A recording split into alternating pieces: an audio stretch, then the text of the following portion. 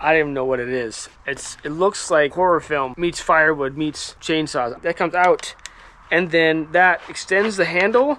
But when you do that, that moves the blade back and forth.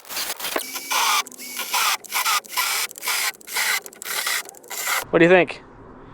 No? Yeah? X raw.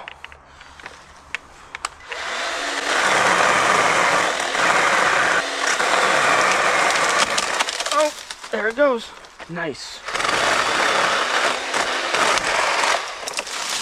Got it. I got it. There's a holly tree right here.